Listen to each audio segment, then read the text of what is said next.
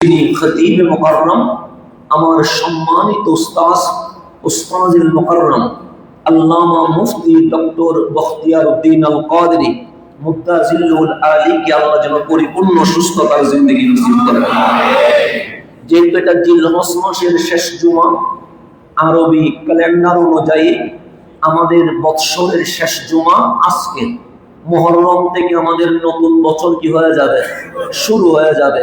একদিকে বছর শেষ, অন্যদিকে বছর শুরু। হায়াত যদি না থাকে তাহলে বৎসরের শেষ জুমার মধ্য দিয়ে আমরা দুনিয়ার সফর কি করব, শেষ করব। সেই জন্য আজ বৎসরের শেষ জুমায় এসে আমাদের তাকরীরের বিষয়বস্তু হওয়া উচিত, আমার আল্লাহ যা চায় আমরা যেন তা পৌঁছাইয়া দিতে পারি। আমি একটা জিনিস চাই, আল্লাহ সেটা চায় না, তাহলে বান্দার সাথে আল্লাহর মিলে না। আল্লাহ যেটা চায় আমিও সেটা চাই, তখন মাবুদ আর বান্দার সম্পর্ক বন্ধুত্বে পরিণত হয়ে যায়। তো আজকে আমাদের বিষয় হবে আমার মালিক আমার কাছে কি চায়। যেমন আল্লাহ রাব্বুল আলামিন যখন কথা বলে আল্লাহরও বক্তব্য আছে, ওই বক্তব্যের নাম আল কোরআন। আমারও বক্তব্য আছে, কিন্তু আমার বক্তব্য কখনো দামি হতে পারে না। আমার আল্লাহ যখন কথা বলে আমার আল্লাহর বিষয় হয় সবার শ্রেষ্ঠ। আল্লাহর বিষয়ের চেয়ে সেরা কোনো বিষয় হতে পারে না। আর আল্লাহ যখন কথা বলে তখন আল্লাহর স্টাইল হয় বেস্ট স্টাইল। আল্লাহর চেয়ে ভালো উপায়ে কথা আর কেউ বলতে পারে না। এখন আমার মসজিদে রিকশাওয়ালাও আছে, সচিবও আছে, সবার মেন্টালিটি কখনো একরকম নয়। তা আমার কথা কখনো সচিবের জন্য হবে, কখনো রিকশাওয়ালার জন্য হবে, কিন্তু আমার আল্লাহ যখন কথা বলে তখন তিনি শ্রোতার প্রতি সজাগ থাকে। এমন ভাবে কথা বলে সচিব যেভাবে বুঝবে একজন রিকশাওয়ালাও সেভাবে বুঝতে পারবে। এটা আমার আল্লাহর স্টাইল। সেজন্য আল্লাহ কথা বলার সময় তিনটা মেথড নিয়ে কথা বলেন। এক নাম্বার, বিষয় হবে সবচেয়ে বেস্ট, স্টাইল হবে সবচেয়ে বেস্ট। শ্রোতা মনোযোগ আকর্ষণ করে আমার মালিক কথা বলে। সেজন্য কোরআন যখন উল্টাবেন তখন দেখবেন মক্কি সূরা, মদনী সূরা। মক্কার মানুষের মন মেজাজ একরকম, মদিনার মানুষের মেজাজ আরেক রকম। এখন আপনি গিয়ে দেখবেন মক্কার পরিবেশ একরকম, মদিনার পরিবেশ আরেক রকম। মক্কার মানুষ কথা বলে এক স্টাইলে, মদিনার মানুষ কথা বলে আরেক স্টাইলে। মক্কার মদিনার পরিবেশ ভিন্নতা। কোরআন খোলেন, মালিকের কথাগুলো দেখেন। মক্কি সূরা যেখানে সেখানে স্টাইল একরকম, মদনী সূরা যেখানে সেখানে স্টাইল আরেক রকম। কেন? আল্লাহ যখন কথা বলছে মক্কার মানুষের মন মানসিকতা দেখে এরপর কথা বলছে। যখন নবীজি মদিনায় আসছে তখন মালিকের কথা পরিবর্তন হয়ে গেছে। কেন? মালিক বলে কথা পরিবর্তন করি নাই, মদিনার মানুষ যেভাবে বুঝবে মক্কার একই কথাকে আমি ভিন্ন স্টাইল উপস্থাপন করে দিয়েছে। সেজন্য মক্কি মদনী দুইটা ভাগ করেছেন। কেন? আল্লাহ বুঝাইতে চাচ্ছে তুমি যখন কথা বলবা তখন শ্রোতা মেপে কথা বলবা, ওজন কতটুকু নিতে পারবে এটা বুঝে কথা বলবা। সেজন্য আল্লাহ আমাদেরকে হাবিবুল্লাহর মাধ্যমে আমরা কোন বিষয়ে কথা বলবো, কোন স্টাইলে কথা বলবো, কোন শ্রোতার সামনে কথা বলবো, এগুলো শিখিয়ে দিয়েছেন। কোরআন খোলেন, আল্লাহর ডাক যেটা আছে সেটাও ভিন্ন ভিন্ন। কখনো বলে ইয়া আইয়ুহান নাস, কখনো বলে ইয়া আইয়ুহাল কাফিরুন, কখনো বলেন ইয়া আইয়ুহাল্লাযীনা আমানু। আল্লাহর ডাকও ভিন্ন ভিন্ন। যেখানে শরীয়তের কথা আসছে সেখানে দেখবেন আল্লাহ বলেছেন ইয়া আইয়ুহাল্লাযীনা আমানু। যখন সৃষ্টির কথা আসছে, বিজ্ঞানের কথা আসছে, পৃথিবীর কথা আসছে, সমাজ বিজ্ঞান, অর্থনীতি, পররাষ্ট্রনীতি, স্বরাষ্ট্রনীতি নিয়ে কথা আসছে, তখন আল্লাহ বলছে ইয়া আইয়ুহান নাস। যখন ধর্ম নিয়ে বিরোধের কথা আসছে তখন আল্লাহ বলেছেন ইয়া আইয়ুহাল কাফিরুন। আল্লাহ সম্বোধন করেছেন ভিন্ন ভিন্ন। তো আমাদের যে সৃষ্টি, এই সৃষ্টির কথা যখন বলছে তখন আল্লাহ ইয়া আইয়ুহাল্লাযীনা আমানু বলে নাই, আল্লাহ ইয়া আইয়ুহাল কাফিরুন বলে নাই, আল্লাহ বলছেন ইয়া আইয়ুহান নাস, হে মানব জাতি শোনো। এখানে হিন্দুও আছে, বৌদ্ধও আছে, চাকমাও আছে, ইহুদিও আছে, খ্রিস্টানও আছে। শুধু তাই নয়, যে ধর্ম মানে না সে নাস্তিকও আছে। কেন? মালিক বলছে এই কথা শুধু মুসলিমের জন্য নয়, এই কথা শুধু নন মুসলিমের জন্য নয়, সমগ্র বিশ্বের মানব জাতির জন্য। তো মালিক বলছে ইয়া আইয়ুহান নাস, হে মানব জাতি শোনো, ইন্না খালাকনাকুম মিন যাকারিন ওয়া উনসা, আমি আল্লাহ তোমাদেরকে বানিয়েছি এক পুরুষ এবং এক নারী থেকে। সেখানে মুসলমানও আছে, হিন্দুও আছে, বৌদ্ধও আছে, সবাইরে বানাইছে কে? আমরা বলে গেছি আল্লাহরে, কিন্তু আল্লাহ আমাদের রিজিক দেওয়ার কথা বলে যাই নাই। হিন্দু বলে কি আল্লাহ বৈষম্য করেছে? নাস্তিক বলে কি তার খাবার রিজিক বন্ধ করে দিয়েছে? না, মালিক বৈষম্য করে নাই। মালিক বলছে এটা আমার সৃষ্টি, মালিক আমাকে বলে নাই, আমি মালিকরে ভুলে গেছি।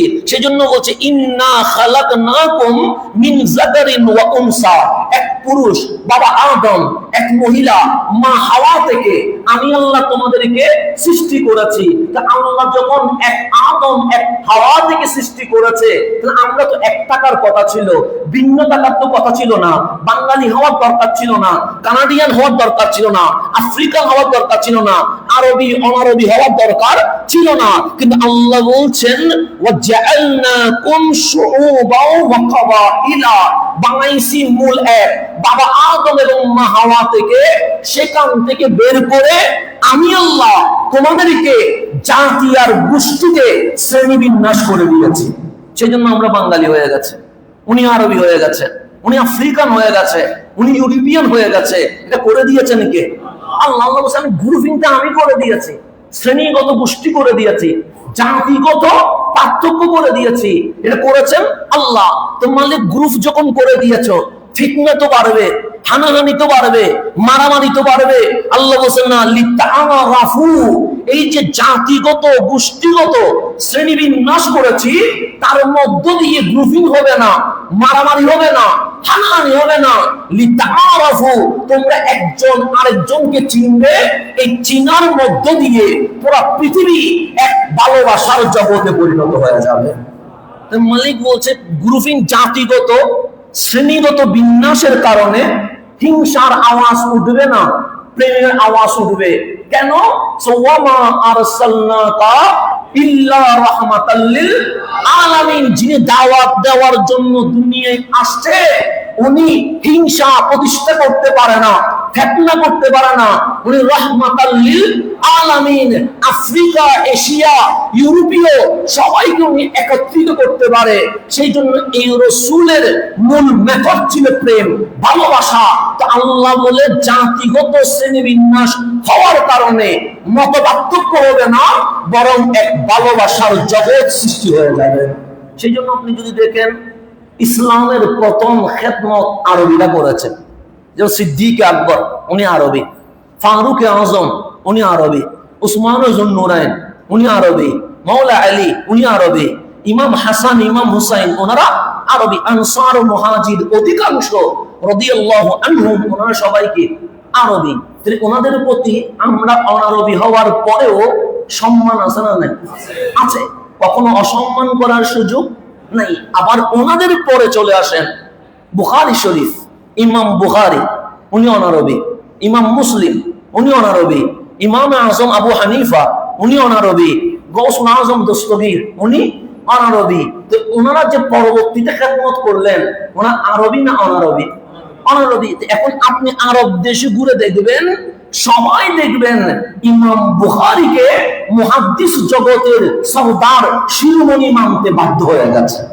তো আরবিরা অনারবিকে মানছে, অনারবিরা আরবিকে মানছে। যেমন আমি হানাফি মাযহাব অনুসরণ করি, তো আমার দৃষ্টিতে উনি ইমামে আযম, আমার দৃষ্টিতে বলতাম কেন আমি হানাফি মাযহাব অনুসরণ করছি। কিন্তু আমি মিশরে গিয়ে দেখলাম আমাদের আল আজহারে যেটা আমি ইসলামিক ল নিয়ে পড়ছি, সেখানে বারবার ইমাম আজম আবু হানিফার কথা আসবে, ইমাম শাফির কথা আসবে, ইমাম মালিকের কথা আসবে, ইমাম হাম্বলির কথা আসবে, যতবারই ইমাম আবু হানিফার কথা আসছে ওনারা শাফি মাযহাবের, মালিকি মাযহাবের, কিন্তু বলতে গিয়ে বলছেন ক্বালা আল ইমাম আল আসাম, ইমাম শাফিরও যিনি ইমাম উনি ইমামে আযম আবু হানিফা।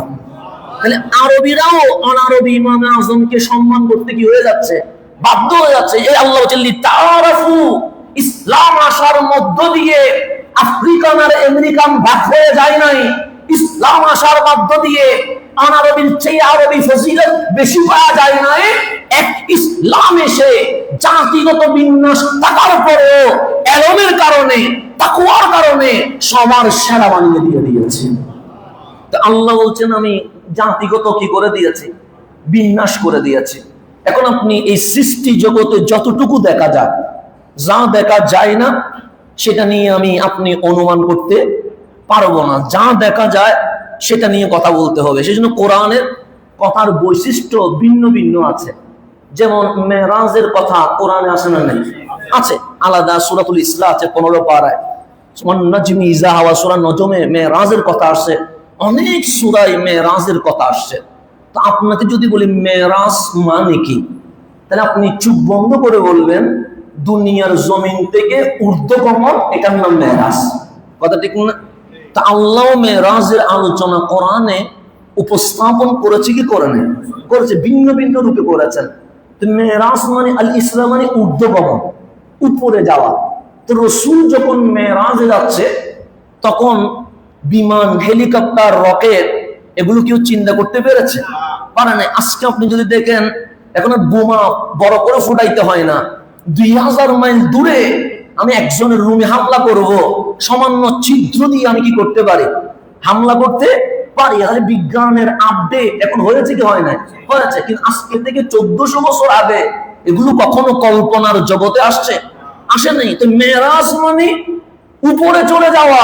তা আল্লাহ মেরাজ, একটা না হচ্ছে টেক্সট, টেক্সট মানে কোরআন সুন্নাহ দলিল, আর একটা না হচ্ছে কনটেক্সট মানে প্রেক্ষাপট, পরিবেশ। সেই জন্য শুধু আলেম হইলে হবে না, শুধু টেক্সট কোরআন সুন্নাহ পড়লে হবে না, ওনাকে কনটেক্সট পরিবেশও বুঝতে হবে। শুধু আপনি কোরআন পড়লেন, বললেন কোরআনে এটা আছে, আপনি কি করেন, হামলা করেন, মারেন, কেটে ফেলেন, শুধু হবে না। আপনি যদি কোরআন খোলেন আপনাকে দুইটা জিনিস বুঝতে হবে, একটা টেক্সট বুঝতে হবে আর একটা কনটেক্সট বুঝতে হবে। টেক্সট মানে দলিল, নস, কোরআন সুন্নাহ, কনটেক্সট মানে প্রেক্ষাপট, পরিবেশ। এখন আপনি কোরআন খোলেন, একটা আয়াত আপনার সামনে দিলাম, আস-সারিকু ওয়াস-সারিকাতু, চুর এবং চূর্ণী, পুরুষ বা মহিলা যদি চুরি করে, আল্লাহ বলে ফাক্তাউ আইদিয়াহুমা, আমি আল্লাহর রায় হচ্ছে তাদের হাত কেটে ফেলতে হবে। ঘোষণাটা আল্লাহ। এটা হচ্ছে টেক্সট, দলিল, নস। কোরআন বলছে আস-সারিকু ওয়াস-সারিকাতু, চোর পুরুষ হোক বা মহিলা হোক, ফাক্তাউ আইদিয়াহুমা, তাদের উভয়জনের হাত কি করে ফেলতে হবে, এটা বিচার কার? এটার নাম হচ্ছে টেক্সট। এখন এই কোরআনের আয়াত আমি যতটুকু বুঝবো, ফারুক আজম যদি তফসির করে আমার তফসির সেরা হবে না ফারুক আজমের তফসির সেরা হবে? কার তফসির সেরা হবে? ফারুক আজমের। বেলাশা। কেন? সাহাবী মানে দলিল, আমিরুল মুমিনিন মানে দলিল, খলিফা মানে দলিল। আমি যদি বলি এটার ব্যাখ্যা এটা হবে, মানলে মানেন, না মানলে বেঈমান হওয়ার কোনো সম্ভাবনা নাই। আর ফারুক আজম যদি বলে এটাই ব্যাখ্যা, মানতেই হবে, আপনার পছন্দ হোক আর নাই হোক। কেন? আল্লাহর রাসূল নিজে বলে গেছে আমাকে অনুসরণ করো, আমার পরে আমার খলিফা যাদেরকে রেখে যাচ্ছি, সিদ্দিক আকবর, ফারুক আজম, উসমান যুন নুরাইন, মাওলা আলীকে আমি রাসূল দলিল হিসেবে রেখে দিয়ে যাচ্ছি। তাহলে এখন আসেন, তাহলে আপনাকে যদি আমি অর্থ করি, আস-সারিকু ওয়াস-সারিকাতু, পুরুষ চোর অথবা মহিলা চোর যদি চুরি করে, ফাক্তাউ আইদিয়াহুমা, তাদের দুই হাত কি করে ফেলতে হবে। তাহলে এখন আপনাকে যদি আমি জজ বানিয়ে দিই যে আপনি কি করবেন, বিচার করেন, আপনি টেবিলে বসে গেছেন, আসামি কাঠগড়ায় দাঁড়িয়ে গেছে, লয়ার দাঁড়িয়ে আছে, এদিকে দেখেন, এদিকে দেখেন। তাহলে একটু আমার কথা বুঝতেছেন? জজকে দায়িত্ব দিলাম যে কি করবেন, চুরের কি করবেন, বিচার করবেন। উনি কিসে বসে গেছে? টেবিলে বসে গেছে, চুর দাঁড়িয়ে আছে আসামির কাঠগড়ায়, লয়ার পক্ষে বাদী বিবাদী হয়ে গেছে, প্রমাণ হয়ে গেছে উনি চুরি করেছে। এখন জজ কি রায় দিবে? কোরআনের আয়াত, আস-সারিকু ওয়াস-সারিকাতু ফাকতাউ আইদিয়াহুমা, চোরের হাত কি করে ফেলতে হবে? ফারুক আজম খলিফা, দুর্ভিক্ষ চলছে, চোর ধরা পড়েছে, এখন কোরআনের আয়াত টেক্সট, আস-সারিকু ওয়াস-সারিকাতু ফাকতাউ আইদিয়াহুমা, তাদের হাত কি করে ফেলতে হবে? কেটে ফেলতে হবে। ফারুক আজম মসজিদে নববীর আদালতের মিম্বরে বসা, বিচার শুরু হয়ে গেছে, চোর চুরি করেছে প্রমাণিত হয়ে গেছে, কোরআনের টেক্সট ওনার চোখের সামনে স্পষ্ট কাতঈ দলিল রয়ে গেছে, চুরি করলে কি করে ফেলবে? হাত কেটে ফেলবে। ফারুক আজম চোরকে মাফ করে দিয়েছে। চোর কি করে দিছে? এটা নাও কনটেক্সট, পরিবেশ, প্রেক্ষাপট। তখন মানুষ অবাক হয়ে যাচ্ছে, কিন্তু আল কোরআন যেখানে আছে তার বাহিরে গিয়ে ফারুক আজম বিচার করবে, এটা জীবনে কখনো হতে পারে না। আমি হয়তো বাম হাতে লেনদেন করতে পারি, কিন্তু আমার ওমর তো কখনো পারে না। এটা রাসূলের উম্মত, এটা তো কখনো পারে না। আমি হয়তো দুর্নীতি করতে পারি, কিন্তু আমার ফারুক কখনো দুর্নীতি করতে পারে না। সেই জন্য ফারুক আজমের বিচার দেখে সাহাবী তাবী অবাক হয়ে গেছে। স্পষ্ট কোরআনের আয়াত আছে, হাত কাটতে হবে, আর ওমর কি করে দিয়েছে? মাফ করে দিয়েছে। কারণ কি? সবাই জিজ্ঞেস করলেন, ফারুক মাফ করলেন কেন? তখন ফারুক আজম হচ্ছে, নস হচ্ছে, টেক্সট হচ্ছে, দলিল হচ্ছে, চুরি করলে হাত কাটতে হবে, কিন্তু কনটেক্সট হচ্ছে এখন যেই পরিবেশ চলছে, দুর্ভিক্ষ, খাবার নাই, এই চোর শৌখিন চোর নয়, অভাবের চোর। কনটেক্সটের কারণে আমি ওমর তাকে মাফ করে দিয়েছি।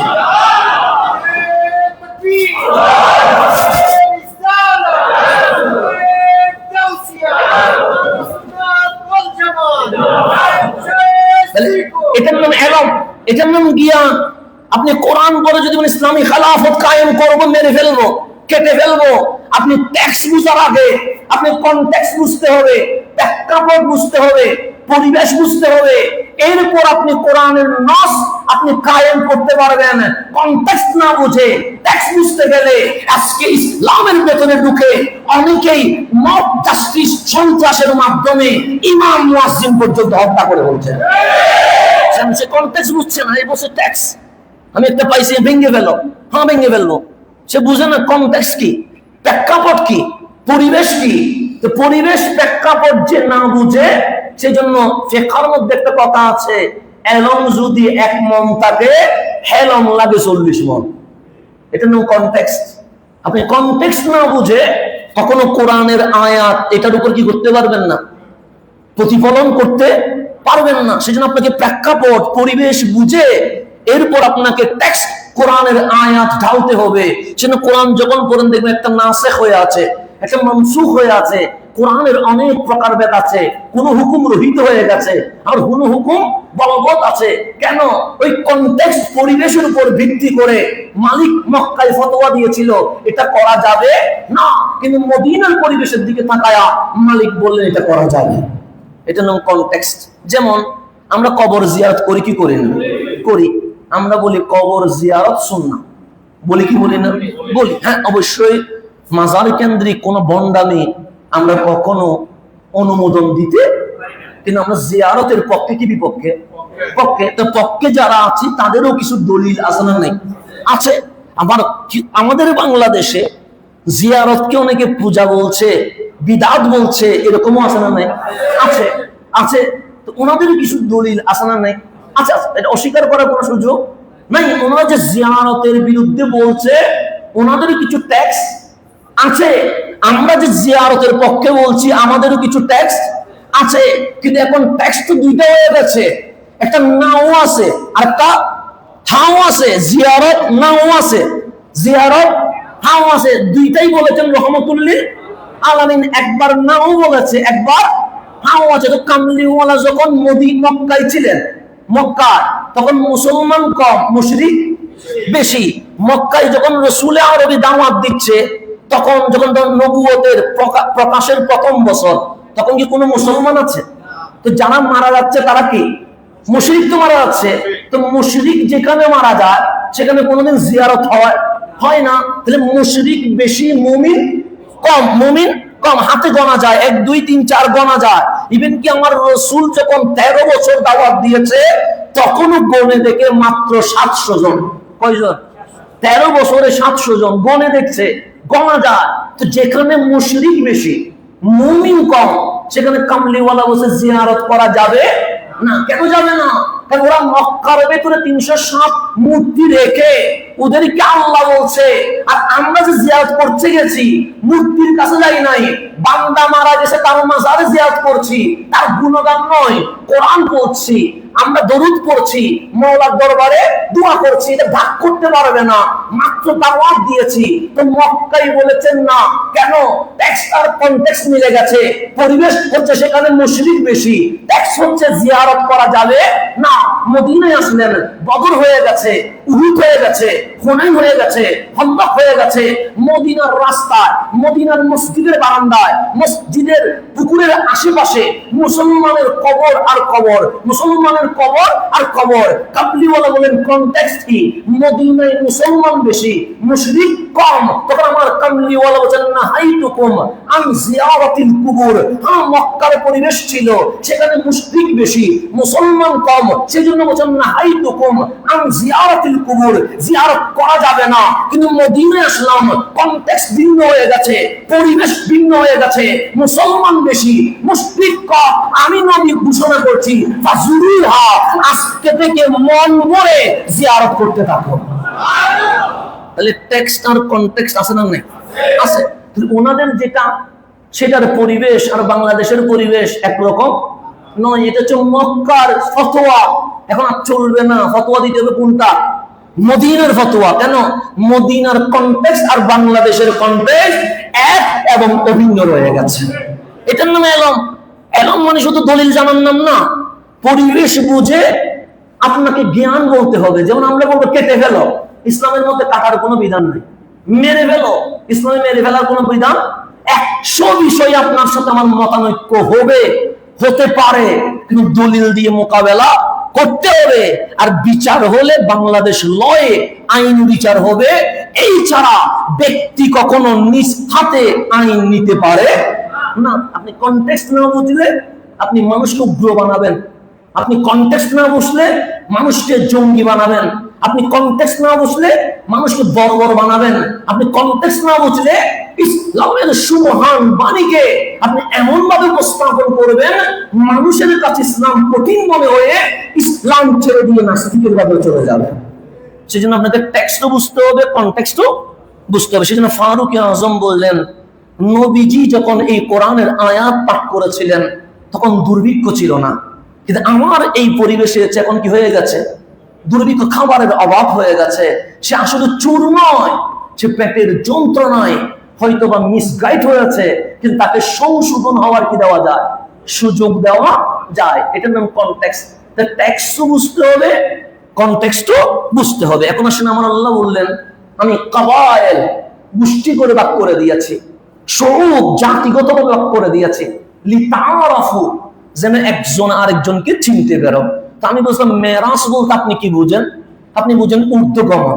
তা আল্লাহ চাইলে তো বলতে পারতেন আমার নবী মক্কা থেকে ঊর্ধ্বগমনে চলে গেছে, বলতে পারতেন না? পারতেন। কিন্তু তখনের কনটেক্সট কি? তখন বিমান নাই, আপনার যে বিমান দিয়ে বোঝাবে, হেলিকপ্টার নাই, আপনাকে হেলিকপ্টার দিয়ে বোঝাবে, রকেট নাই, রকেট দিয়ে বোঝাবে। তখন বিজ্ঞানের ওই সূত্র আবিষ্কার হয় নাই যে বিদ্যুতের গতির চেয়ে তোমার বাহনের গতির স্পিড যদি বেশি হয় তুমি নবমণ্ডল অতিক্রম করতে পারবে, এরকম কোন সূত্র আবিষ্কার হয় নাই। তখন মানুষ জানে নবমণ্ডলে অক্সিজেন নাই, যাবে কেমনে? আল্লাহ কনটেক্সট, পরিবেশকে বোঝানোর জন্য মানুষ যেন প্রশ্ন করতে পারে, আল্লাহ বললেন সুবহানাল্লাযী আসরা বিআবদিহি লাইলাম মিনাল মাসজিদিল হারামি ইলাল মাসজিদিল আকসা। মক্কা থেকে কোথায়? ফিলিস্তিনের মসজিদে। তো মালিক, এটা তো দুনিয়ার মেরাজ, তো উপরে, এটা কথা হবে তো কোথায়? উপরে। তা আপনি মাঝখানে কাহিনী কেন বললেন? আল্লাহ বলেন কনটেক্সট, কারণ আমার বান্দা হেলিকপ্টার তো চিনে না, আমার বান্দা রকেট তো চিনে না, তো যে রকেট চিনে না সে বুরাক নিয়ে কি বলবে? তো আমার নবী যে মেরাজে গেছে, যদি কোনো সন্দেহ পোষণ করে যেন ফিলিস্তিনের মসজিদে আকসা নিয়ে কামরুল্লাহকে প্রশ্ন করতে পারে, এই প্রশ্নের সুযোগ আমি আল্লাহ দিয়ে দিয়েছি। কেন? কারণ মক্কা থেকে ফিলিস্তিন যাইতে তখন তার বিমান নাই, যাইতে লাগে 7 দিন, আসতে লাগে মোটামুটি 14 দিন। তা আল্লাহ রসুল তো 14 দিন সময় নেন, লাইলাম সামান্য সময়ে। তো তোমার যদি আপত্তি থাকে কেমনে গেল, তো রসুলকে জিজ্ঞেস করো যে মসজিদ আকসার দরজা কয়টা, জিজ্ঞেস করো জানলা কয়টা, জিজ্ঞেস করো কোথায় সুলাইমান আলাইহিস সালামের মিম্বরটা আছে, জিজ্ঞেস করো। যদি আমার রসুল মসজিদে আকসার উত্তর 100-তে 100 দিতে পারে, তাহলে তুমি এটাও মেনে নাও যিনি মক্কা থেকে সামান্য সময়ে মসজিদে আকসায় যেতে পারে, তিনি সে রসুল, তিনি আরশেও যাইতে পারেন। এটার নাম কনটেক্সট। আল্লাহ বলছেন আমি ডাইরেক্ট বলতে পারতাম যে আমার নবী মক্কার জমিন থেকে আরশে চলে গেছে, আসমানে চলে গেছে, বলতে পারতাম, কিন্তু আমি আসমানের কথা বলি নাই। কেন? আমার বান্দা আসমান দেখে নাই, আমার বান্দা চাঁদ গ্রহ কারে বলে সেটা জানে না, আমার বান্দা গ্যালাক্সি গুলো কিরকম এটা বুঝে না। তো এখন হইলে হয়তো প্রেক্ষাপট আলাদা বর্ণনা হইতো। তো আমরা যা বুঝি, যা দেখি, সেটা থেকে আমাদেরকে বুঝতে হবে। আপনি যদি গভীরভাবে খেয়াল করেন, পৃথিবীতে অমূল্য রতন, অমূল্য সম্পদ জমিনে আছে না নাই? আছে। যে রাষ্ট্রের স্বর্ণ বেশি, সেই রাষ্ট্রের ক্ষমতা বেশি, কথা ঠিক না? বর্তমান বলা হচ্ছে সারা বিশ্বের 80% স্বর্ণের মালিক আমেরিকা। সেই কারণে সবাই কোন দিকে তাকায় আছে? আমেরিকার দিকে। হ্যাঁ, আল্লাহ তো দিছিল আরবে, কিন্তু আমরা গাঁদা হওয়ার কারণে, আমাদের ব্রেন আকল না থাকার কারণে, আমরা মূর্খ হওয়ার কারণে আমাদের মাথার উপরে ডলার নামক কাগজ দিয়া আমার স্বর্ণ তুলে নিয়ে গেছে। না, তো হাই হুতাশ করতে লাভ নাই, মালিক আমেরিকা হয়ে গেছে। 80% কিসের মালিক? স্বর্ণের মালিক আমেরিকা। তাহলে ক্ষমতা কার বেশি? আমেরিকার বেশি। আগে ছিল রাশিয়া, রাশিয়ার স্বর্ণ কমে গেছে, আমেরিকার স্বর্ণ বেড়ে গেছে, আমেরিকা কি হয়ে গেছে? আজকে যে ইরাকের মধ্যে হামলা হচ্ছে, ইরানের মধ্যে হামলা হচ্ছে, মুসলিম যে আফগানের মধ্যে হামলা হচ্ছে, কেন? কারণ তাদের কাছে তেল আছে। এই তেলগুলো আমাকে কি করতে হবে? নিতে হবে, নিতে হবে। মুসলিম কান্ট্রির ভেতরে মালিক তেল দিয়ে দিয়েছে। তাহলে স্বর্ণ দামি, এটা অস্বীকার করার কিছুই নাই। তেল দামি, এতে অস্বীকার করার কিছুই নাই। কয়লা, যেটা খনি পাওয়া যায়, যেটার উপর বিদ্যুৎ আজকে আমরা পাচ্ছি, কয়লা দামি কি দামি না? দামি। কিন্তু আপনি চোখ বন্ধ করে দেখেন, স্বর্ণটা জমিনের উপরে নয়, স্বর্ণের খনি কোথায়? জমিনের নিচে। তেলের খনিটা জমিনের উপরে নয়, তেলের খনিটা জমিনের নিচে। কয়লার খনিটা মালিক জমিনের উপরে দেয় নাই, কয়লার খনিটা জমিনের নিচে। এইভাবে করে যত দামি কোয়ালিটিপূর্ণ জিনিস আছে সব কিছু জমিনের নিচে। কিন্তু আপনি নিজের দিকে তাকান, আল্লাহ আপনার জমিনের নিচে নয়, মালিক আপনাকে জমিনের উপরে দিয়ে দিয়েছেন। আপনার পায়ের নিচে স্বর্ণের খনি, আপনার পায়ের নিচে তেলের খনি, আপনার পায়ের নিচে কয়লার খনি। তো মালিক বলে তুমি পৃথিবীতে যত দামি কোয়ালিটি সম্পন্ন যেই সম্পদের কথা বলছো, স্বর্ণ বলো, তেল বলো, কয়লা বলো, সব জমিনের নিচে, কিন্তু তোমার কদমটা দেখাও, তোমার কদম জমিনের উপরে। লাকাদ কাররামনা বনি আদম, স্বর্ণের চেয়ে, তেলের চেয়ে, কণের চেয়ে, আমার মাখলুকাত জগতে সমস্ত সৃষ্টির চেয়ে আমি আল্লাহ আমার বনি আদম, আমার বান্দাকে সবচেয়ে বেশি সম্মানিত করে দিয়েছি। তাহলে আল্লাহ বলছে সবচেয়ে সম্মানিত আমরা। কে বলছে? আল্লাহ বলছে কাররামনা, আমাদেরকে সম্মানিত করেছেন কে? আল্লাহ। আপনি আমার নামে স্লোগান দিয়েছেন, এটার মেয়াদ হয়তো 1 বছর থাকবে, সর্বোচ্চ 10 বছর থাকবে, কিন্তু এরপর এটা হারিয়ে যাবে, কত ঠিক না? কত মানুষ এসেছিল, কত মানুষ চলে গেছে, এইগুলা পৃথিবী থেকে কি হয়ে গেছে? ভুলে গেছে। আমি যদি আপনাকে বলি 30 বছর আগে বাংলাদেশের শিক্ষামন্ত্রী কে ছিল, বলতে পারবেন? মুছে গেছে। অর্থমন্ত্রীর নাম মুছে গেছে। 100 বছর আগে ইরাকের প্রেসিডেন্টের নাম কি ছিল, বলতে পারবেন না। কেন? মুছে গেছে। 100 বছর আগে আমেরিকার রাষ্ট্রপতির নাম কি ছিল, বলতে পারবেন না, মুছে গেছে। কারণ এগুলো মুছে যায় কেন? দামি করেছে বান্দা, বান্দা দামি করলে মুছে যায়। আল্লাহ কাদে কাররামনা, মালিক দামি করলে কিয়ামত পর্যন্ত স্মরণীয় হয়ে যায়। একটা মালিকে দামি করা আর একটা কে দামি করা, বান্দা দামি করা। দামি করার মাঝে দুইটা ভিন্নতা আছে।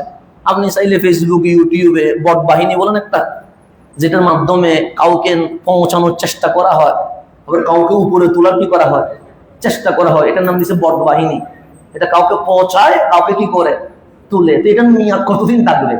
হয়তো 1 মাস, 1 বছর, 5 বছর, এরপর কি হয়ে যাবে, বিলীন হয়ে যাবে। কেন? বাহিনীটা কার? কোন একটা এজেন্টের। আল্লাহ বলে তুমি ওই এজেন্টের পিছনে ঘুরছো কেন? লাকাদে কাররামনা, আমার কাছে চলে আসো, আমি এমন দামি করব কোন বাহিনী তোমারে পৌঁছাইতে পারবে না, কিয়ামত পর্যন্ত আমি আল্লাহ তোমারে সম্মান করে দিব। এটা ঘোষণা কার? আল্লাহ। এখন আল্লাহ বলছেন লাকাদে কাররামনা বনি আদম, তোমাকে আমি জমিনের নিচে রাখতে পারতাম, কিন্তু সকল দামি জিনিস জমিনের নিচে রেখে তোমাকে জমিনের উপরে দিয়ে আমি এটা প্র্যাকটিক্যাল বাস্তবতার আলোকে প্রমাণ করেছি আমার বান্দা সবার চেয়ে দামি। সেজন্য আমাদের মাথাটা সমাজের নিচে হবে না। কেন? আল্লাহ এইভাবে করে বানাইছেন। গরুর মাথা চাইলে নিচে হয়ে যাবে, ছাগলের মাথা চাইলে কি হয়ে যাবে, নিচে হয়ে যাবে। কিন্তু আপনার মাথাকে আল্লাহ এমন ভাবে সাজিয়েছে, চাইলে কি হবে না। আপনি পানি পান করেন তো গরুর মাথা নিচে হয়ে যাবে, আপনার মাথা নিচে হবে না। আপনি ভাত খান তো ছাগলের মাথা নিচে হবে, কিন্তু আপনার মাথা কেন? আল্লাহ তুই এত দামি, এই কপালটা, এই চেহারাটা পানি খাবার এগুলোর সামনে নত হবে না। তুই মসজিদে চলে আয়, তোর মাথা ওই খাবারের মালিক যিনি রাজ্জাক ওনার সামনে নত হয়ে যাবে। সেই জন্য সিজদা 2টা দিতে হয়। সুবহানা রাব্বিয়াল আলা। 1 রাকাতে কয়টা দিতে হয়? 2টা। কেন? আপনাকে আল্লাহ বারবার বোঝাচ্ছে মাথাটা এত দামি, এটা সৃষ্টির সামনে নত হয় নাই, এটা নত হয়েছে কার সামনে? সেটা নামাজে 1 রাকাতে দাঁড়াবেন একবার, সুবহানা রাব্বিয়াল আযীমের জন্য রুকুতে যাবেন কয়বার? একবার। কিন্তু সিজদায় আপনি কয়বার যাবেন? 2বার। কেন? আল্লাহ বলছে এটা বারবার নত কর আমার সামনে। কেন? তোর মাথাটা এত দামি, এটা কারো সামনে নত হয় নাই। তো সুবহানা রাব্বিয়াল আলা বলে আমার সামনে নত করবি, লাকাদে কাররামনা, আমি তুলতে তুলতে তোকে আরশের লৌহ কলমের চেয়ে আরো দামি করে দিয়ে দিব। সেজন্য আল্লাহ আমাদেরকে প্র্যাকটিক্যাল বাস্তবতার আলোকে আমাদেরকে দামি করে দিয়েছে। সেই জন্য দেখবেন হাতি বলেন, বাঘ বলেন, এগুলো মানুষের কি হয়ে যায়, মানুষের অনুসরণীয় হয়ে যায়। কিন্তু আপনাকে বাঘের ডানে বামে ঘুরাইতে পারবে না। হাতি আপনার মতো করে চলবে যদি প্র্যাকটিস দিতে পারেন, কিন্তু আপনি কখনো হাতির মতো চলবেন না। তো আল্লাহ বলে সবকিছু তোমার বশে এনেছি, কিন্তু তোমাকে কেউ বশ করবে এই সিস্টেম আমি আল্লাহ কখনো রাখি নাই। এখন আল্লাহরে জিজ্ঞেস করেন, মালিক আমি যে দামি হয়েছি, এই দামি হওয়ার পিছনে মূল কারণ কি? আপনি যদি প্রাণীগুলোর দিকে তাকান, সবার কান, চোখ, মুখ, নাক সবকিছু আছে না নাই? আছে। আমরাও খাই, সবাই খায়। আমরাও ঘুমাই, সবাই ঘুমায়। আমরাও সন্তান প্রজনন করি, ওরাও গরু ছাগলেও করে। কিন্তু আল্লাহ বলছেন ইকরা বিইসমি রাব্বিকাল্লাযী খালাক। আমার বান্দা দামি হয়েছে শুধু একটা কারণে, সকল প্রাণীর চোখ, কান, মুখ আছে, সবাই খায়, ঘুমায়, কিন্তু আমার বান্দার কাছে নলেজ আছে, জ্ঞান আছে, এলম আছে। আমার বান্দার এলম এত দামি হয়ে গেছে, ফেরেশতা কুল আমার আদমকে সম্মান করতে বাধ্য হয়ে গেছে। বাবা আদমকে সম্মান করেছে কিসের কারণে? এলমের কারণে। এলম, এলম, এখানে আর কিছু নেই। এলমের কারণে, আর কিছু নয়, এলম। আল্লাহ বলছেন ইকরা হাবিব, আমি প্রথমে কুল হু আল্লাহু আহাদ বলছি না, আমি প্রথমে আকিমুস সালাহ বলছি না, আমি প্রথমে ওয়াতুজ যাকাত বলছি না, আমি প্রথমে বলছি ইকরা, পড়তে হবে। ইসলাম মূর্খতার নাম নয়, ইসলাম বড় বড় উগ্রতার নাম নয়, ইসলাম অশিক্ষিত হওয়ার নাম নয়। ইসলাম হচ্ছে ইকরা, পড়তে হবে। কেন? পড়লে জ্ঞান থাকলে তার নাম স্বাধীন, জ্ঞান না থাকলে তার নাম পরাধীন। আপনি মনে করছেন জেলখানায় গেলে মনে হয় পরাধীন। না না, জেলখানায় তো ইমামে আজম আবু হানিফাও গিয়েছে, জেলখানায় তো হযরত ইউসুফও তো গিয়েছে। কত দামি দামি মানুষ জেলখানায় গেছে। হযরত ইমাম হাম্বলি তো জেলখানায় গেছেন, হযরত ইমাম আহমদও তো জেলখানায় গেছেন। তো জেলখানায় যাওয়া পরাধীন নয়। হাজারো আলেম জেলখানায় গেছে কি যায় না? ইউসুফ আলাইহিস সালামের কি কোনো দোষ ছিল? না, উনি জেলখানায় গেছে। তো ইমামে আজমের কি কোনো দোষ ছিল? উনি জেলখানায় গেছে। তো ইমাম আহমদের কি কোনো দোষ ছিল? উনিও কোথায় গেছে? জেলখানায় গেছে। জেলখানায় যাওয়া মানে অপরাধী নয়। অসংখ্য নিরপরাধ মানুষও মাঝে মাঝে জেলখানায় যায়। আপনি যখন ইসলামের শরীয়তের কথা বলবেন, যখন আল্লাহ এবং রসুলের হকের কথা বলবেন, মাঝে মাঝে আপনাকেও বিপদে পড়তে হবে। কেন? আল্লাহ রসুল বলছে আমার পথটা সহজ নয়, এটা দুনিয়া দিতে হয়, আখিরাত নিতে হয়। এটা দুনিয়া কি করতে হয়? দিতে হয়, আখিরাত নিতে হয়। আখিরাত যদি নিতে হয়, দুনিয়া কষ্ট করতে হবে। কারণ আপনি আখিরাত, দুনিয়াতেও আপনি বাদশা থাকবেন, আখিরাতেও বাদশা থাকবেন, এটা তো হতে পারে না। সেজন্য আমার নবীর জিন্দেগির দিকে যদি তাকান, আপনি নয়, ফারুক আজম কান্না করে দিয়েছে, যিনি রহমতুল্লিল আলামিন, যিনি হাত তুললে মালিক কি করে দেয়, মোনাজাত কবুল করে দেয়। ওনার ঘরে গিয়ে দেখে একটা চাটাইতে রাসূল শুয়ে আছে, চাটার দাগ কামলিওয়ালার পিঠ মোবারক দাগ হয়ে গেছে। কারণ নুরানি বদন, শরীরটা এত সফট ছিল, তো তুলা ছিল। আপনি আমার সাথে হ্যান্ডশেক করেছেন, আপনার কি মনে হয়েছে? তা হাতের সাথে হাত লেগেছে। সাহাবায়ে কেরাম বলছে, কামলিওয়ালা রসুলের সাথে যখন মোলাকাত করতাম, তখন হাত মনে হয় না, যেন সফট তুলার সাথে আমাদের হাত স্পর্শ করেছে। এটা ছিল রহমতুল্লিল আলামিন, এটাই ছিল কামলিওয়ালা। উনি যখন ঘুমাইছেন, চাটাইয়ের দাগ হয়ে গেছে। ফারুক আজম ডানে বামে তাকায়া দেখে পানি রাখার একটা পাত্র আছে, একটা শুকনো চামড়া, যেটাতে কামলিওয়ালা তাহাজ্জুদ করতেন। এই তিন জিনিস ছাড়া আর কিছুই নাই। ফারুক আজমের মতো কঠিন মানুষ বাচ্চার মতো চিল্লাইয়া কান্না করে দিয়েছে। আমার কামলিওয়ালা বললেন, ওমর কাঁদছো কেন? সে কাঁদবো না তো কি করবো? আপনি রহমতুল্লিল আলামিন, আপনি ইমামুল আম্বিয়া, আপনি সাইয়্যিদুল মুরসালিন। আপনি চাইলে সুলাইমানের চেয়ে বড় বাদশা হইতে পারতেন, কিন্তু আপনার ঘরে মাত্র তিনটা জিনিস। আমার নবী বলে, এটার জন্য কি কাঁদতে হয়? তো কাঁদবো না তো কি করবো? কামলিওয়ালা হাসি দিয়ে বলে, দুনিয়াটা দিয়ে দিয়েছি, মালিকের থেকে আখিরাতটা আমি নিয়ে নিয়েছি। আমি আখিরাত নিয়ে নিয়েছি। আমি সেদিন বাদশাহী করব যেদিন কারো বাদশাহী চলবে না। আমি সেদিন মাকামে মাহমুদে বসবো যেদিন তোমরাও সবাই নফসি নফসি করবে। সেদিন আমি বাদশাহী নিয়েছি, সেদিন দুনিয়াকে আমি লাথি মেরে দিয়েছি। ওমর, আমি যদি দুনিয়া নিয়ে নিই, আমি কালকে আমার উম্মত যখন নফসি নফসি করবে, সুপারিশ করবে কে? আমি সুপারিশের জন্য, শাফাআতে উযমার জন্য দুনিয়া লাথি দিয়ে দিয়েছি। মাওলারে বলছি, মাওলা আমার আখিরাত দিয়ে দাও। সেজন্য কিছু দিতে হলে কিছু ছাড়তে হয়, কিছু পেতে হলে কিছু ছাড় দিতেই হবে। এটা ছাড়া কোনো উপায় নাই। সেজন্য আপনাকে কিছু ছাড় দিতে হবে। তাই আমাদেরকে দামি করেছে কিসে? এলমে। এলমে এলমে দামি। আল্লাহ তো দামি করেছে, কিন্তু কিসের কারণে? এলমের কারণে। তা আপনার এলম নাই, আপনি পরাধীন। আপনার এলম আছে, আপনি কি স্বাধীন? আপনি স্বাধীন। সেজন্য জাপানেও ক্ষেপণাস্ত্র ফেলছিল, কিন্তু আজ জাপান 1 নম্বরে চলে গেছে। কেন? এলমের কারণে, কারিগরি শিক্ষার কারণে। চীন আজকে এগিয়ে গেছে কেন? কারণ ওদের শিক্ষার কারণে। এভাবে করে প্রত্যেকটা রাষ্ট্র, এই ইসরায়েলের কথা বলছেন, তারা তো এসেছিল ফিলিস্তিনের কাছে উলঙ্গ, গায়ে কাপড় ছিল না, খাই নাই বলে শরীর চিকন ছিল। মুসলমান তো তাদের হৃদয়টা তো রহমতুল্লিল আলামিনের সিফাতে গুণান্বিত হয়েছে, সহ্য করতে পারে নাই, থাকতে দিয়েছে। থাক না কিছুদিন, খা না কিছুদিন। আজকে এসে আপনি যে আশ্রয় দিয়েছে তাকে মারছে। কিসে মারছে? তার জ্ঞান। তারা বসে গেছে, তারা গবেষণা করছে, তারা স্টাডি করছে, কিসে আমি নিয়ন্ত্রণ করব। এই নিয়ন্ত্রণ করার জন্য পুরো অনলাইন জগৎ নিয়ে নিয়েছে, পুরো ইলেকট্রনিক্স জগৎ নিয়ে নিয়েছে। আপনি বলছেন কোকা-কোলা আমি পণ্যটা বয়কট করব, আপনি বলছেন 7 আপ বয়কট করব, কিন্তু আপনি কি আইফোন বয়কট করতে পেরেছেন? আপনি কি ফেসবুক বয়কট করতে পেরেছেন? আপনি কি ইউটিউব বয়কট করতে পেরেছেন? আর আপনার সকাল থেকে রাত পর্যন্ত ইসরায়েলিরা তার প্রোডাক্ট এমন ভাবে লাগিয়ে দিয়েছে, আপনি চাইলেও বয়কট করতে পারবেন না।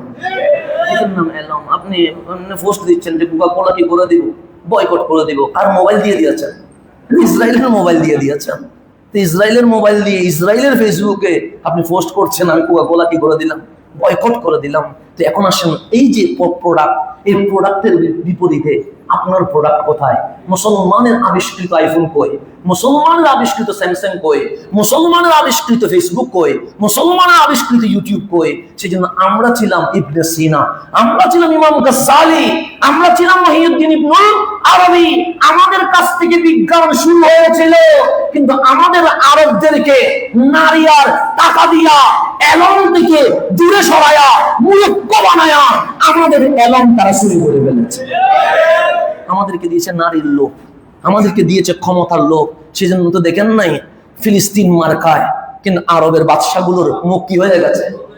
বন্ধ হয়ে গেছে। কিসে? তাদেরকে স্ট্যাপলার মেরে দিয়েছে, কথা বলতে পারে না। কোন আরবের বাদশা ফিলিস্তিনের পক্ষে কথা বলতে পারে?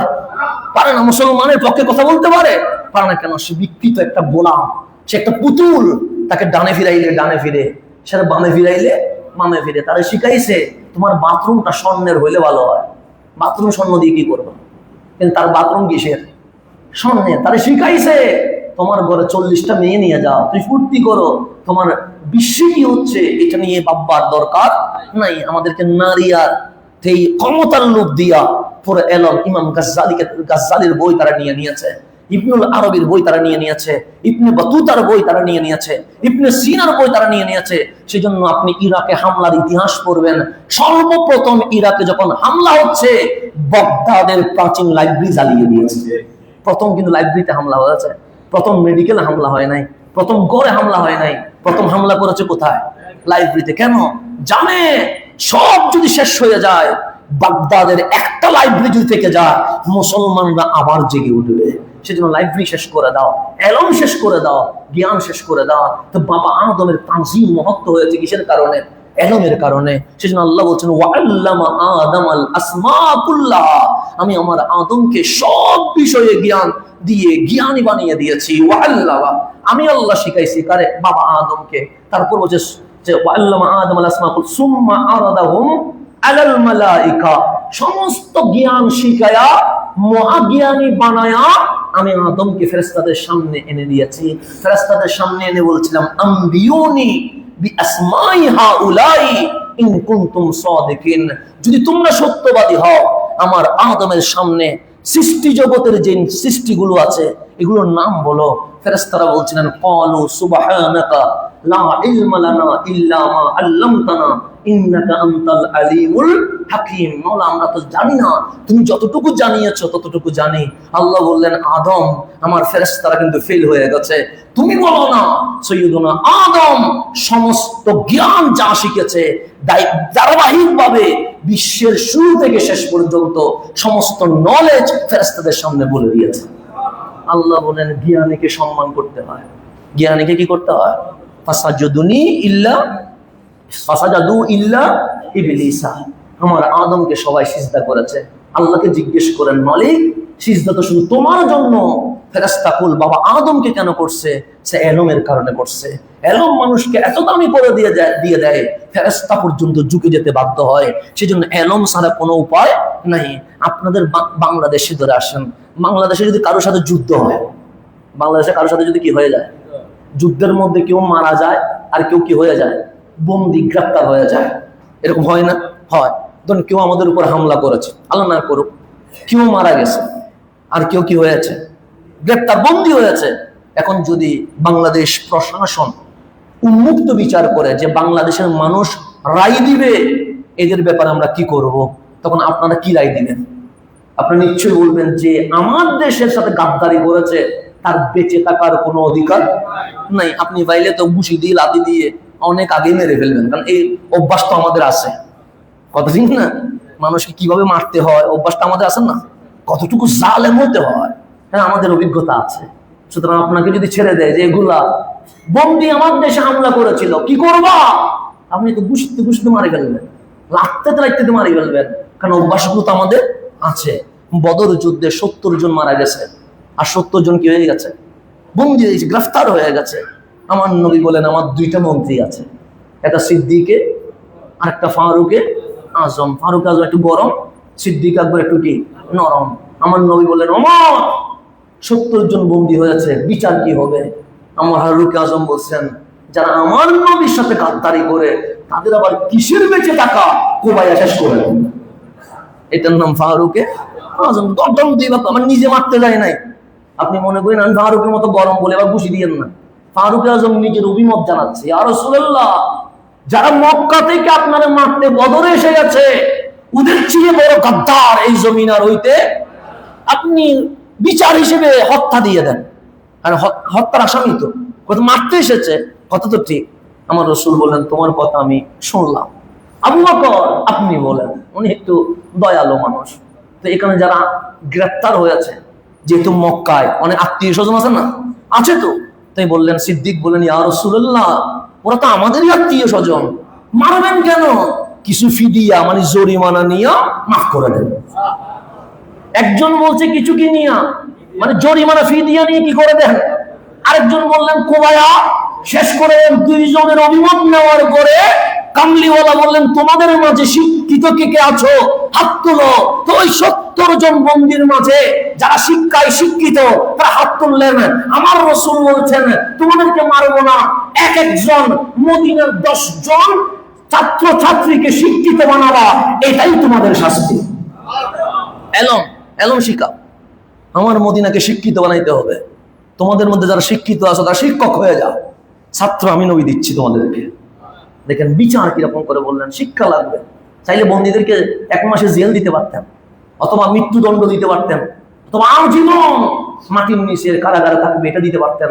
কিন্তু আমার রাসূল বলেন, না, তোমরা যারা শিক্ষিত আছো তাদেরকে আমি টিচার বানায়া তোমাদেরকেও সম্মান দিব, আর মদিনার যারা শিক্ষা অর্জন করতে পারে নাই তাদেরকে শিক্ষিত বানায়া আমি কামলিওয়ালা বিশ্বের লিডার হিসেবে প্রতিষ্ঠিত করে দিয়ে দিব।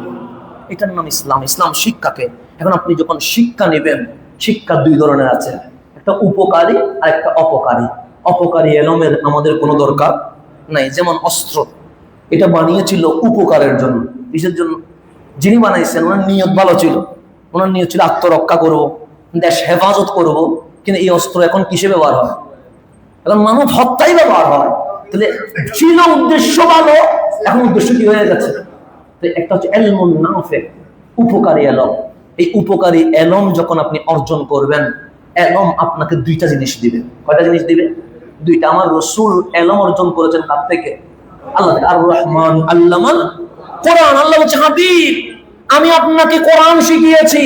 তা আমার নবীও নূর, কোরআনও নূর। 2 নূর যখন পৃথিবীতে এসেছে, কাদ জাআকুম মিনাল্লাহি নূরুন ওয়া কিতাবুম মুবিন। কোরআনও নূর, নবীও নূর। তো এলম যখন অর্জন করে সর্বপ্রথম শিক্ষার্থী, যেহেতু কোরআনও নূর, নবীও নূর, নবীর নামও এলম, কোরআনের নামও এলম। 2 এলমের সান্নিধ্যে বান্দা যখন আসে, তখন বান্দার কলবে সর্বপ্রথম নূর তথা আলো জ্বলে ওঠে। এলম প্রথম নূর নিয়ে আসে। কি নিয়ে আসে? যেমন শাহজাহানপুরে এখন দিন চলতেছে, এখন কি লাইটের কোনো দরকার আছে? নাই। কিন্তু রাত্রে যখন আসবো তখন কি লাগবে? লাইট লাগবে। লাইট ছাড়া আসতে পারবো? লাইট মানে নূর। তো নূর কি দেখায়? পথ দেখায়। নূরের কাজ কি দেখায়? পথ দেখায়। তো এলম সর্বপ্রথম নূর নিয়ে আসে, নূর আপনাকে হেদায়েত নিয়ে আসে।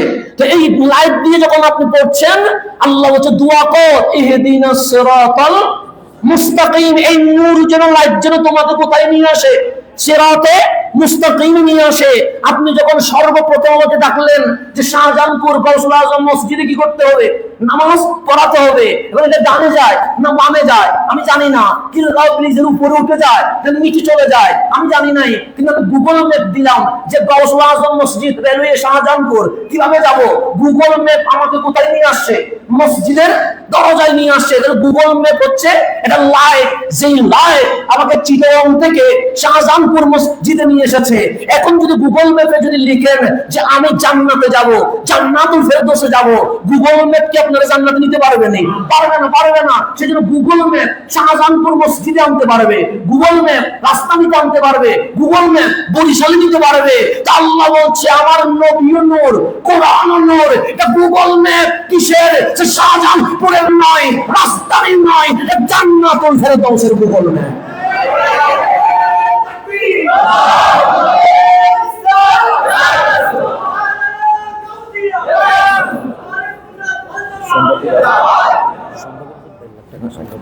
তাহলে এখন আসেন গভীর মনোযোগ। তাহলে প্রথমে এলম কি দে? নূর দে। নূর দে ইলমুন নাফি, উপকারী এলম। এলম নূর দে। এই নূর দিয়ে যখন হাঁটবেন, এটা আপনাকে হেদায়েত দে, সিরাতে মুস্তাকিম দে। তো এই ইলমুন নাফি এটা পাওয়া যাবে কার কাছে? কোরআনের কাছে এবং রহমাতুল লিল আলামিনের কাছে। আল্লাহ আল্লাহু নূরুস সামাওয়াতি ওয়াল আরদ নূরুন আলা নূর। আল্লাহ বলছে এই নূর আমার থেকে নিয়েছে রহমত, রহমাতুল লিল আলামিন। এই নূর আমার থেকে নিয়েছে আল কোরআন। এই 2 নূর যখন পৃথিবীতে এসেছে, এটার নাম ইকরা, পড়ো পড়ো। আর রহমান আল্লামা কোরআন, কোরআন স্টাডি করো। কোরআন শুধু পড়লে হবে না, কোরআন শুধু অনুবাদ করলে হবে না, কোরআন শুধু বুঝলে হবে না, কোরআন স্টাডি করে কোরআন থেকে পাওয়া মেথড বিশ্বে কি করতে হবে? বাস্তবায়ন করতে হবে। এই নূর যখন যখন দুইটা আসছে, আল্লাহ বলে আমি নূরুস সামাওয়াতি ওয়াল আরদ, আমি আসমান জমিনের নূর, আমার নূর থেকে আমার কামলিওয়ালা নূর নিয়েছে, কোরআন নূর নিয়েছে। এই নূর যখন পৃথিবীতে এসেছে তখন উখরিজাত